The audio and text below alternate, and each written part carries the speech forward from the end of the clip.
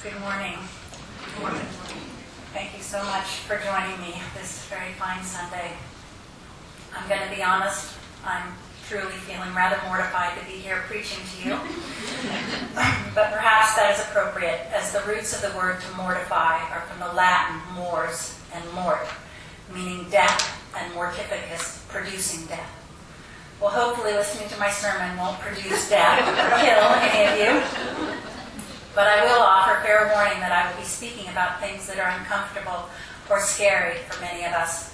Things like death and dying, loss, profound sadness and pain, and even dead bodies, funerals, and burial grounds. To add a little credibility to the words I'm going to deliver from behind this pulpit, I sought out the writings and thoughts of an actual UU minister, Forest Church. Church spent nearly 3 decades as senior minister at All Souls Unitarian Universalist Church in New York City, and was minister of public theology when he developed esophageal cancer and died at home in 2009, but not before delivering numerous sermons and compiling them in a book titled Love and Death, about death and the bond we humans have in relation to love. Reverend Church sermonizes that what we have to do is to act with love in this life and into death. I wholeheartedly agree. Acting upon that ethic through mindful, compassionate deeds and service, while sharing and receiving as much love as my heart can hold, has helped save me from drowning in my own grief over the last 7 years. When Bonnie asked me several months ago if I'd like to give a sermon, I asked, what would I talk about? And she answered simply, tell your story. My journey or story thus far is what I intend to share with you this morning. The world turned upside down on New Year's Eve morning 7.5 years ago when Ed Weber enjoyed a leisurely waking morning canoodle with his wife, ritual cup of coffee, and some tree pruning in the backyard before hopping on his bike for a solo pedal up to the Yountville sand courts and a late morning volleyball match. My husband of 22 years had given me a quick goodbye kiss. See you later, I'll be back for the party at Karen's.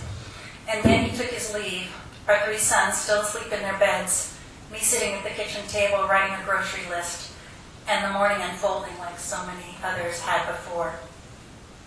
About a mile from his destination, he suffered a cardiac event, falling from his bike onto the road's gravel shoulder next to some vineyards and the grapevines he tended and so loved.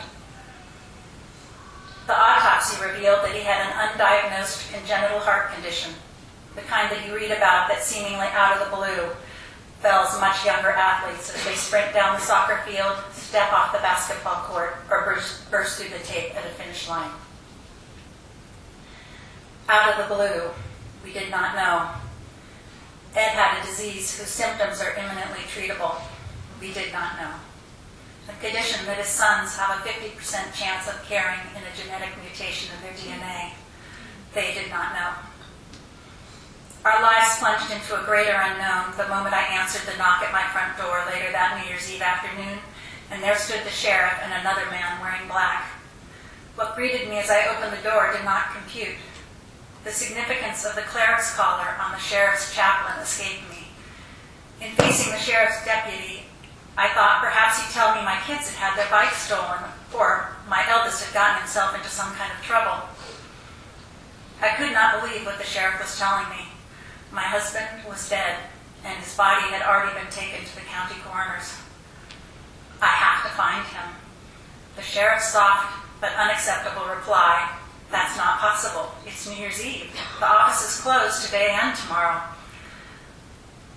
I called Vicki, my friend, hospice nurse, and one of my angels. She came over immediately, spoke directly to the sheriff, and said, she needs to see him. We are going to make this happen. Who would you call if this was your wife? Calls were made, community connections were used, strings were pulled, and the compassionate acts of friends and strangers made it happen.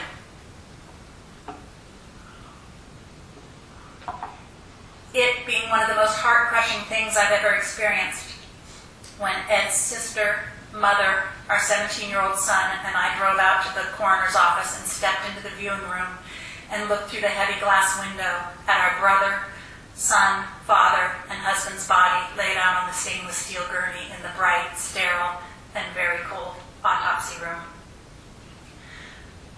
The reality of his death couldn't have been more stark or harsh. Yet for me, I desperately needed to see him, his lifeless body, to begin to take steps towards beginning to accept the truth of his death. Grief and mourning is a family affair. When one member of a family dies, the entire family is affected. We would like to believe that grief moves in stages or that there are clear steps that are universal, but the research just does not bear that out, nor does my experience. All people grieve in intensely personal and unique ways. Brian Clude from the Davis UU Church, who gave a sermon here last spring about finding hope in tragedy after his wife and the mother of his children died from cancer, quoted, "The bad news is that you have children. The good news is that you have children." Oh, so true. Sharing our family's bereavement with my sons, aged 17, 13, and 10, was what got me out of bed those first months. There is never a good time to lose your father. At such different points in their childhoods, each child with their own personality, my greatest challenge and anchor was honoring my own grief while caring for, loving, and holding my boys close. I cannot even begin to imagine the despair that my mother-in-law suffered upon the death of her only son after having already lost one of her 4 daughters 9 years earlier. Yet at 91, she lives a life of service to her community, offering unwavering love and attention to her grandson, and is as humble about her life and losses as most anyone I know. We have all experienced loss, our lives touched by death, but today, particularly in the U.S., we live in a culture where we are often allowed to ignore or neglect the fact of death. We fight it and resist it. We hand the job of caring our dead over to professionals who do not love them the way we do. We hurry through our mourning and rush to get back to normal. Extended states of bereavement are considered morbid or unhealthy, and many of us are barely able to bear our own awkwardness and discomfort with being around those who are openly grieving. To be blunt, part of the problem, I have come to believe, is the lack of a dead body, the lack of reality, the lack of personalized ritual around death. Reverend Church nails it again, writing, "When grandparents, parents, even children died at home, death was an inescapable presence in our lives. Today, shielded from the intimacy with death by the cold, mechanically invasive, and antiseptic chambers of hospitals, we have lost touch with how natural, even sacramental, death can be. If we insulate ourselves from death, we lose something precious, a sense of life that knows death, that elevates human to humane, that reconciles human being with human loss." On that life-ending New Year's Eve afternoon, as I sat in the kitchen with the sheriff's chaplain in shock, with no idea what came next or what to do, another friend and angel, Rosemary, appeared at the table and suggested to me, "You know, you can bring him home." I didn't know that. Neither the sheriff nor the sheriff's chaplain knew that. But I instantly and clearly felt that this was what I wanted and needed, to bring my husband's body back to the house where we'd started our life as a young married couple, birthed our children, built a family, sown a garden, grown roots, and fashioned a home. I can't imagine how empty or incomplete my grieving might have felt if after we left the coroner's and returned home that day, Ed's body was whisked away to be cremated. Ed did come home, gently carried into the backyard by his eldest son, friends, and my brothers, along a path lined with candles, lavender, and greens gracefully arranged by our friends. The pallbearers tenderly laid his body onto a massage table covered in silks that was placed under one of his fruit trees. He looked handsome. He looked like our Ed. He looked at peace. And yet he looked lifeless because he was. And that had to be okay. Earlier, my 10-year-old had turned to his grandmother, lamenting, "If my daddy was going to die, why didn't he say goodbye?" My children and I spent the time we needed out in the orchard, crying, hugging, caressing, and saying our goodbyes.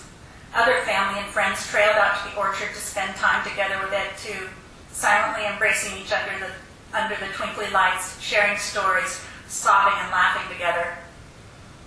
I went out to sit with my husband several times over the afternoon, trying to imprint the image of his face and form into my heart and mind. His physical body had served him well in his life, having fathered 3 beautiful children, grinned 1,000 grins, spiked his share of winning volleyballs, walked many a vineyard road, and honored me with its love. It was a deeply meaningful and life-impacting experience to care for my own husband in death as I had in life, and to bid him farewell from our family's home. The time together felt like a first step towards healing and acceptance of Ed's death by slowing everything down, with time and familiar surroundings for all to absorb the loss in their own time. It wasn't until several years later that I came to understand that what we'd experienced those first days in January was called a home funeral.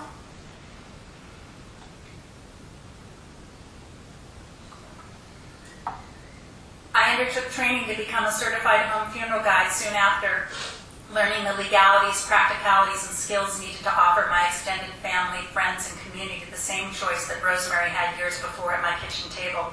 You know, you can bring your loved one home.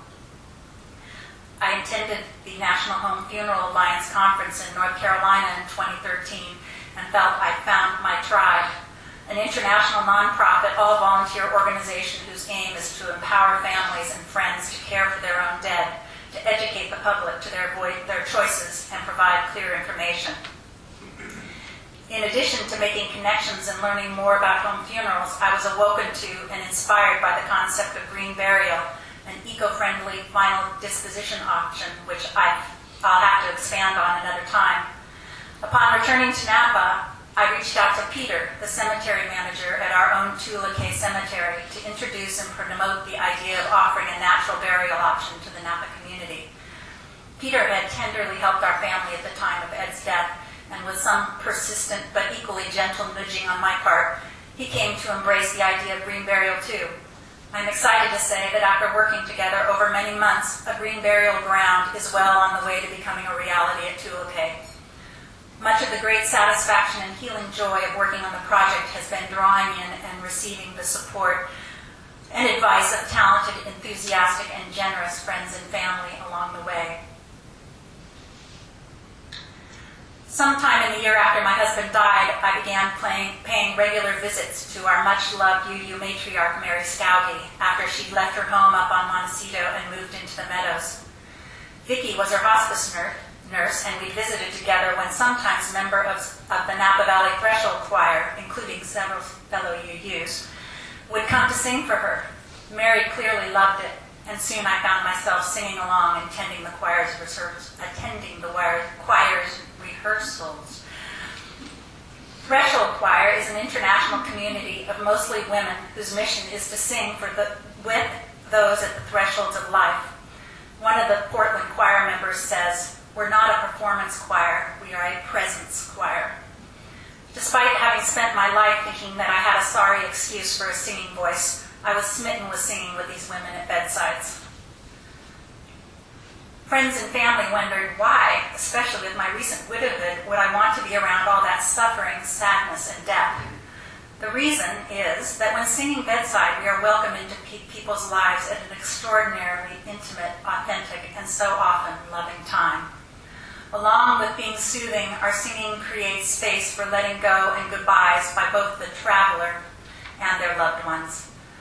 Threshold singers are gifted with the privilege of witnessing and receiving profound and tender gestures of human connection, often being allowed into people's lives at the most anguishing and transforming moments. This is an honor and precious trust. I found my heart's voice with the Threshold Choir and would like to offer another of their songs whose music you might recognize. It's called A Woman's Voice.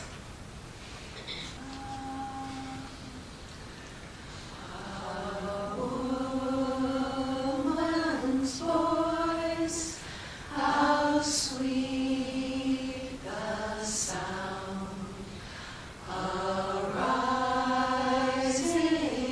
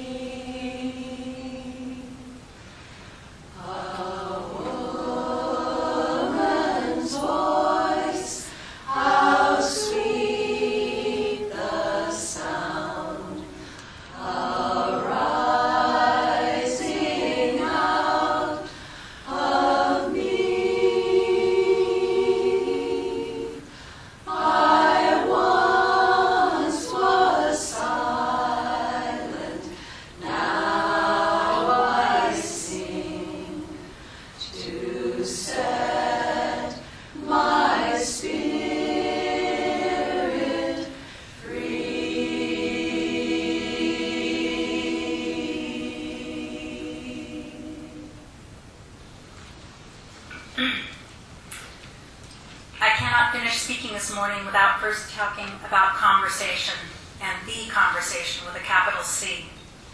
A somewhat wordy and redundant sentence that many who know me well will smile at inwardly, because I'm all about the words and the power of human connection that comes through sharing intimate, vital conversation in general, and particularly when the topic is all things death and dying.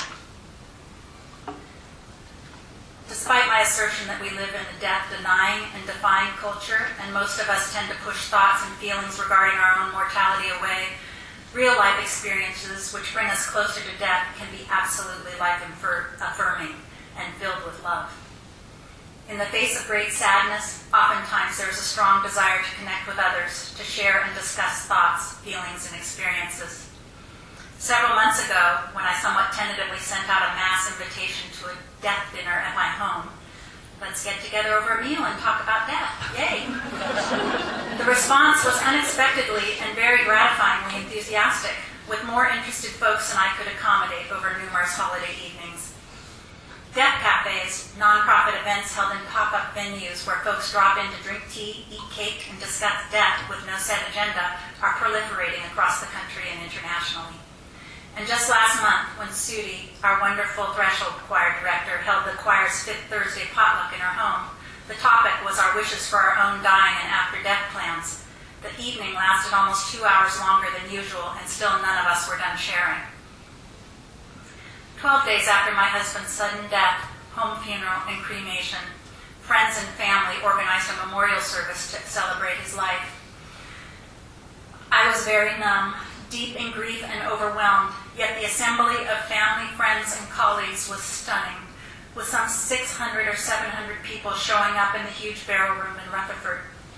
Ed had been Napa County's agricultural farm advisor for nearly 20 years, a well-known and respected viticulturist, researcher, and educator, as well as an active and avid volleyball player, coach, and referee in the community, cyclist, friend, father, son, husband, brother, uncle, and beloved in-law to many.